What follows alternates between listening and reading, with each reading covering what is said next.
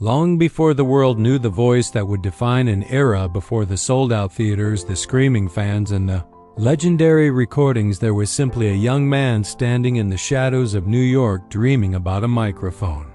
That young man was Frank Sinatra, but his story did not begin with fame. It began with rejection, struggle, and an obsession that would slowly shape one of the most recognizable voices in music history. In the early 1900s, the area around New York City was overflowing with immigrants chasing the promise of a better life. Families from all over Europe were arriving, carrying traditions, languages, and dreams with them. Among them were Italian families who settled across the river in the working-class town of Hoboken, a place filled with docks, factories, and the constant noise of ships arriving from overseas. It was there, in 1915, that Frank Sinatra was born. His childhood was not glamorous. Hoboken was rough, crowded, and loud. The streets were full of dock workers, shopkeepers, and families trying to survive through long days and even longer nights. Frank grew up as an only child. His mother was strong-willed and politically active, while his father worked as a firefighter and former boxer. From an early age, Frank did not seem destined for greatness. He was quiet, often stubborn, and struggled in school. Teachers did not see a bright academic future for him. In fact, he eventually dropped out of high school after barely attending. But Frank had something that most people around him did not understand. He had a fascination with music, not just casual interest, an obsession. In the 1930s, radio had become the heart of American entertainment. Families would gather around their living rooms listening to singers whose voices traveled across the country through invisible waves. For young Frank, those voices were magical. He would sit for hours listening carefully to the phrasing, the emotion, and the rhythm of singers like Bing Crosby. Crosby wasn't just singing songs. He was telling stories. Frank studied every note. He didn't have formal training. No music school, no vocal coach. Instead, he learned by listening, over and over. Sometimes late at night, he would practice quietly, trying to mimic the smooth delivery he admired so much. At that time, New York was becoming the center of American music and entertainment. Jazz clubs, theaters, and dance halls filled the streets of Manhattan. Big bands were becoming wildly popular, and singers who could perform alongside them had the potential to reach huge audiences. Frank wanted to be one of them. But getting there was not easy. In his early 20s, he worked ordinary jobs. Delivery boy, newspaper runner, sometimes even working small tasks for local businesses just to make money. Music, however, remained his true focus. He began performing anywhere that would allow him to sing, small gatherings, amateur nights, local clubs. Sometimes the audience was barely paying attention. Sometimes they were talking loudly over his voice. But Frank kept singing. Eventually, he joined a small singing group called the Hoboken Four. The group was far from famous, but it offered something important: opportunity. In 1935, the Hoboken Four decided to audition for a popular radio talent show known as Major Beau's Amateur Hour. This program was incredibly influential at the time. It gave unknown performers a chance to present their talents to audiences across the country. For many performers, appearing on the show was the closest thing to a breakthrough. When Frank stepped onto that stage, he was nervous. The spotlight was bright.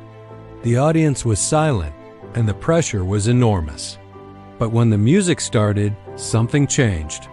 Frank began to sing. His voice was smooth, emotional, and different from most singers of the time. Instead of forcing power into every note, he sang with control and feeling. The audience noticed, and the judges did too. The Hoboken Four won the competition. It was not instant fame, but it was the first real moment when Frank Sinatra realized something important. People were listening. After the show, the group toured for a short time, performing in small theaters and venues around the country. But the experience was not glamorous. Travel was exhausting. The pay was minimal, and the future of the group was uncertain. Eventually, the Hoboken Four broke apart. For many singers, this would have been the end of the dream. For Frank Sinatra, it was only the beginning. He returned to the New York area determined to become a professional singer. But breaking into the music scene of Manhattan was incredibly difficult. The city was full of talented performers competing for the same opportunities. Nightclubs were packed with musicians. Band leaders were constantly searching for singers who could attract audiences. Frank spent countless nights walking through the streets of Manhattan, visiting clubs and introducing himself to musicians. Sometimes he was ignored. Sometimes he was told no. But occasionally, someone would allow him to sing a few songs. And slowly, people began to notice something special about his voice. One of the early places where Sinatra began performing regularly was a small venue where musicians gathered to experiment with new sounds and styles. These environments were chaotic, unpredictable, and exciting. But they allowed Frank to develop something that would later define his career: style. He learned how to control the timing of his voice. He learned how to hold notes longer than expected. He learned how to make every lyric feel personal. It was not just singing. It was storytelling, and audiences were beginning to feel it. Then came one of the most important turning points of his early career.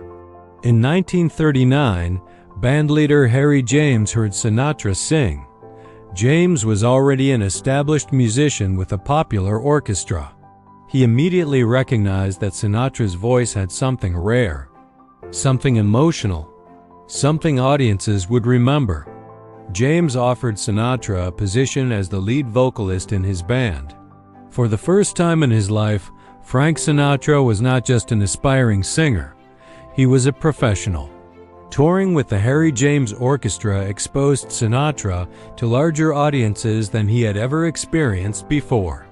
The band performed in major venues across the United States, including large ballrooms in New York where crowds gathered to dance to the sound of big band music. For Sinatra, this was the moment when the dream began to feel real, but even then, fame was still far away. His recordings with the band were modest successes, not massive hits, and many people still saw him as just another singer in a big band. But Sinatra had something different: ambition. He was constantly studying the audience, understanding how they reacted to songs, and refining the emotional tone of his voice. He realized something powerful. If he could make listeners feel like he was singing directly to them, his voice would stay with them long after the music stopped. Soon after, another opportunity arrived. Band leader Tommy Dorsey offered Sinatra a chance to join his orchestra. This moment would change everything. Dorsey's band was one of the most popular in America. Performing with them meant national exposure, radio broadcasts, and recordings that could reach millions of listeners. Frank accepted, and within a few years, his voice would begin to spread across the country. Teenagers started recognizing the sound of his singing. Radio stations began playing his songs more frequently. Fans started gathering outside theaters just to see him perform, but all of that fame was still ahead. At this point in the story, Frank Sinatra was still simply a young singer from Hoboken who had spent years chasing an impossible dream. Walking the streets of New York, knocking on doors, singing in small clubs, and refusing to quit. Those early nights in Manhattan shaped the singer he would become. They taught him patience. They taught him resilience. And most importantly, they taught him how to connect with an audience. Because before the world knew the name Frank Sinatra, before the records, the awards, and the legendary performances, there was simply a young man standing in front of a microphone in New York, hoping that someone, somewhere, would listen. And eventually, the entire world did.